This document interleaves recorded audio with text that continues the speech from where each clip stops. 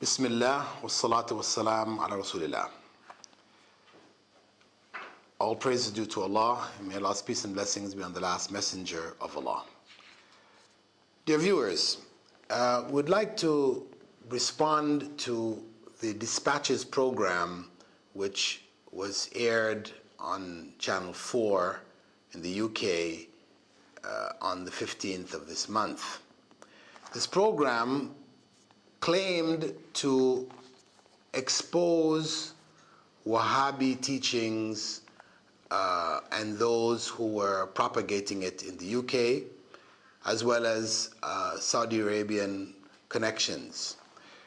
Unfortunately, this program was a very irresponsible effort, and I'm sure it has done much more harm than good.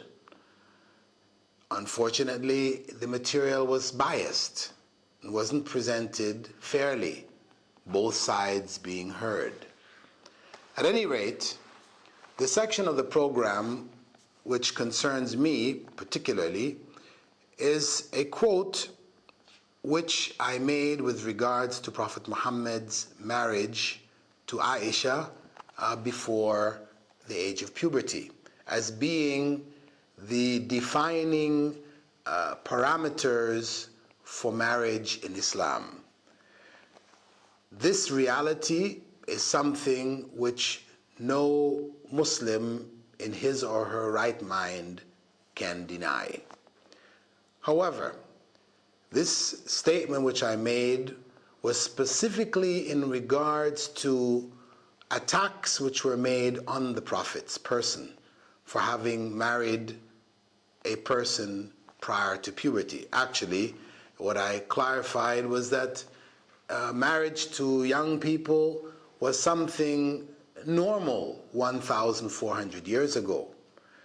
And in fact, what happened was that the Prophet in his marriage defined for the generations to come where were the limits, what were the principles regarding marriage and age. His marriage defined the distinction between the child and the adult as puberty, because though he married Aisha before she reached puberty, she did not come to live with him until after puberty. This was at the age of 9. Puberty at the age of 9 was not uncommon. It's quite common in Arabia. Now, I spoke about this with regards to the other option, the option which is followed currently in Western society, in Europe, where certain ages have been fixed, not in accordance with the natural transitions in a woman's life or a man's life, but numbers fixed by tradition or custom through debate, but really having no clear principles, and this, which is why they vary from country to country. So while in Holland the minimum age for consensual sex, and this is not marriage, of course in Islam there is no such thing as consensual sex outside of marriage, but Western society has chosen to accept consensual sex outside of marriage. The law in Holland is 12 years. A male or female may have sexual relations with somebody older than them, and it's considered to be legal at the age of 12. In Italy, it is 14. In France, it is 15. In Germany, it is 16. And in Ireland, it is 17. And in the UK, it is 18. 18 is for homosexual consensual sex. Heterosexual consensual sex is 16. So we say these numbers are very artificial. So what may be considered pedophilia in one country is considered to be legal sex in another country. So there's confusion here. What I pointed out was that Islam clearly defines for us the parameters. Puberty is the transitional point. This is the natural dividing line. This is when a woman can now conceive. This is when a young man can produce the sperm, which is a part of the conceptional process. So this, as I said, Muslims should not feel shy about, shouldn't feel, in any way compromised. This is the natural parameter set by Islamic law, and it will stand for all times. However, I did point out, and I have always pointed out, that Muslims living in non-Muslim countries are obliged to follow the laws of those countries. So if the minimum age is 16 in Britain for consensual sex, and it is accepted for marriage, the age may not be 16 for marriage, but consensual sex, there's a distinction made, then they are obliged, Muslims living in England, obliged to follow those laws. If they don't agree with them, if they want to change them, then it should be done through due legal process. If they can't do it, and they're not satisfied, and they prefer to be able to practice the marriage laws as permitted within Islamic Sharia, then the next option is to emigrate. I do not promote the breaking of the laws of the society in which they live.